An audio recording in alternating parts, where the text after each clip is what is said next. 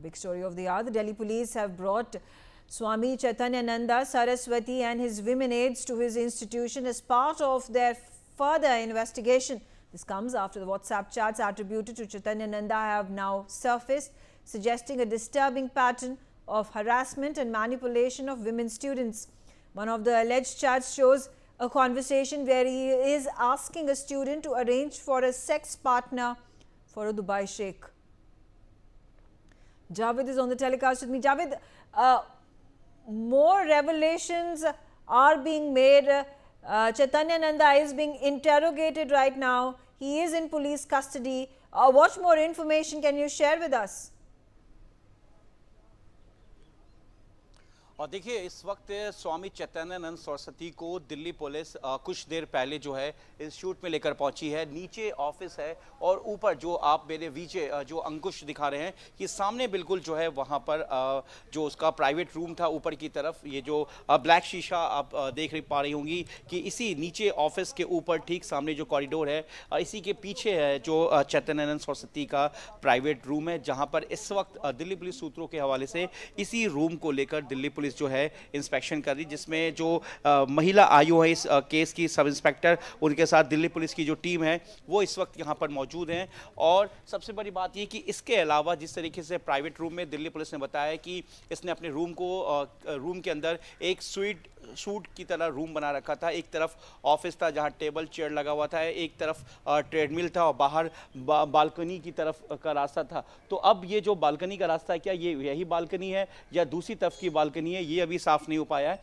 लेकिन पीछे जो मेरे सामने जो आप विजुअल देख रहे हैं, यही चैतन्यानंद सरस्वती इस वक्त ऊपर की तरफ है। इस पूरे मामले में जिस तरीके से चैट का खुलासा हुआ, चैट सामने आया, चैट में जिस तरीके से दुबई के एक शेख का नाम सामने आया कि वो वहाँ पर लड़कियों को लेकर बात कर रहे था चैतन्यानंद सरस्वती। इसके अलावा वो कमरे के अंदर यहाँ तक कि साथ सोने जैसे शब्दों का भी उसमें इस्तेमाल किया गया है। और इससे साफ ऐसा लगता है कि क्या चैतन्यानंद सरस्वती जो है वो ह्यूमन ट्रैफिकिंग में भी शामिल था, क्योंकि जिस तरीके से लड़कियों ने जो है अपने बयान में, जो 16 लड़कियों ने जिन्होंने दिल्ली पुलिस के सामने उसके बाद मजिस्ट्रेट के सामने अपने बयान को रिकॉर्ड कराया था, उस बयान में उन्होंने विदेश जाने का भी जिक्र किया था, जिसमें उन्होंने बताया था कि किस तरीके से जो स्वामी से जुड़ी हुई 3 एसोसिएट्स, जो तीनों सगी बहनें हैं, जो जिसमें से एक डीन और 2 लेडी वार्डन हैं, वो लोग बाबा के इस पूरे डटी खेल के नेक्सस को पूरी तरीके से एग्जीक्यूट करने में मदद करती थी। और फिलहाल इस वक्त दिल्ली पुलिस उनको पूछताछ उनसे कर रही है। दिल्ली पुलिस के कल डीसीपी ने बताया कि अगर इन्वेस्टिगेशन में रोल अगर कुछ भी सामने आता है इस तरीके की चीजें, तो दिल्ली पुलिस आगे और भी गिरफ्तारी कर सकती है। लेकिन इस वक्त जो चैट बेहद अहम है, चैट में जिस तरीके की बाबा की तमाम चीजें सामने आई है, जिस तरीके से जो बाबा है वो चैट में लड़कियों से देर रात जो है अश्लील बातें कर रहा है। कुछ ऐसी बातें हैं जो नहीं दिखाया जा सकता, लेकिन चैट से ये साफ खुलासा हुआ है कि बाबा किस तरीके से लड़कियों को टॉर्चर करता था, लड़कियों पे दबाव बनाता था। BMW की बात करें या वॉल्वो गाड़ी की बात करें या फिर विदेश की बात करें, जो दुबई के एक शेख के चैट के जो जिसके बारे में बताया गया, उससे ये साफ ऐसा जाहिर होता है कि बाबा कहीं ना कहीं लड़कियों को लेकर ह्यूमन ट्रैफिकिंग में तो नहीं जुड़ा हुआ था, इस तरीके के एक पूरे रैकेट को तो नहीं चला रहा था। दिल्ली पुलिस इसकी जांच कर रही है। इस बारे में खुलासा करिए, कितने देर की पुलिस कस्टडी में है चैतन्यानंदा?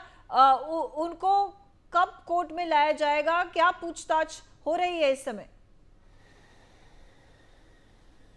देखिए, चैतन्यानंद सरस्वती को रविवार के दिन यानी कि संडे को दिल्ली से NCR इलाके यानी कि आगरा से गिरफ्तार किया गया था। देर रात 3:30 बजे ये पूरी गिरफ्तारी हुई थी, लेकिन उसके बाद जो है दिल्ली लाया गया। दिल्ली में मेडिकल कराने के बाद उसे थाने ले जाया गया, जहां उससे पूछताछ की गई। उसके बाद उसे शाम के वक्त ड्यूटी मजिस्ट्रेट के सामने पेश किया गया, जहां से चैतन्यानंद सरस्वती को 5 दिन यानी कि कल तक का जो रिमांड है, और परसों यानी कि रविवार के दिन चैतन्यानंद सरस्वती को एक बार फिर से दिल्ली के पटियाला कोर्ट में पेश किया जाएगा। इस बीच जो दिल्ली पुलिस ये चाहती है कि जो तमाम जिस तरह से विक्टिम लड़कियों ने जो अपने स्टेटमेंट में, अपने बयान में जो बताया, जिस तरीके से इंस्टीट्यूट का जिक्र किया, इसी इंस्टीट्यूट के पीछे जो मेरे विजय अंकुश दिखा रहे लगातार, इसी इंस्टीट्यूट के ठीक पीछे जो है आपको गर्ल्स हॉस्टल है, जहां पे 75 यानी कि 75 लड़कियों की कैपेसिटी है।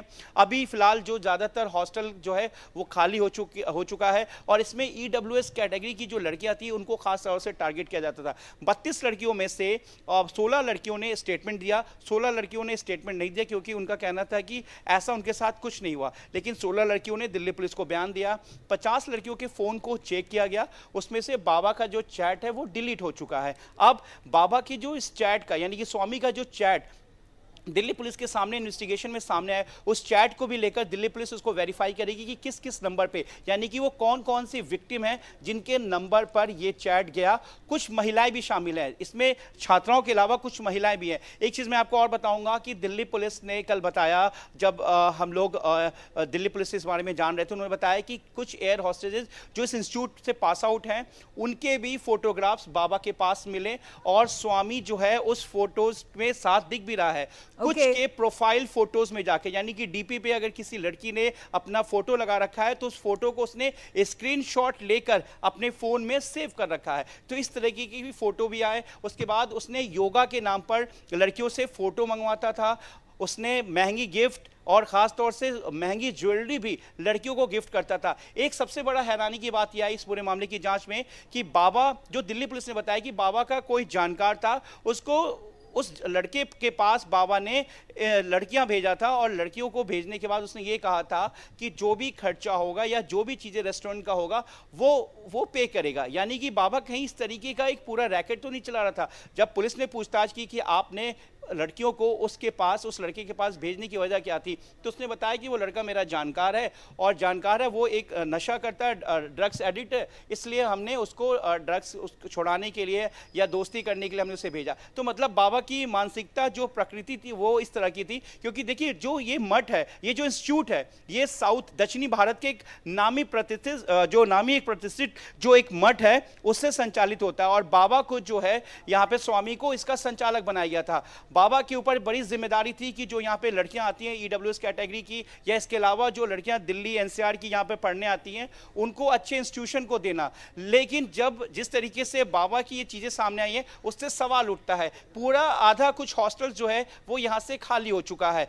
पुलिस जिस तरीके से अभी इस वक्त यहाँ पे पहुंची है, इसमें सबसे बड़ी बात है कि प्राइवेट रूम के अलावा बाबा के ऑफिस को, बाबा जिस तरीके से अपने फ़ोन के में प्राइवेसी रखता था, एक्सेस रखता था सीसीटीवी का, और HIK विजन नाम का एक कंपनी है जिस कंपनी के सीसीटीवी के पूरे को इंस्टॉल करा रखा था। और कॉरिडोर के पास लड़कियों ने बताया कि बाथरूम के ऊपर उसने सीसीटीवी कैमरा लगा रखा था। राइट। हर जगह से वो एक्सेस पे लड़कियों के फोटो वीडियोस देखता था। तो इस तरह की तमाम चीजें हैं जो लड़कियों के बयान को लेकर ही दिल्ली पुलिस यहां पर पहुंची है और हर एक बयान के सीक्वेंस को लेकर दिल्ली पुलिस अपने इन्वेस्टिगेशन को आगे बढ़ाएगी। और कोर्ट में जब इसे परसों Thank you for giving us those updates. Shocking revelations at this point of time. The Delhi police is at the institute where Chaitanya Nanda was running this show.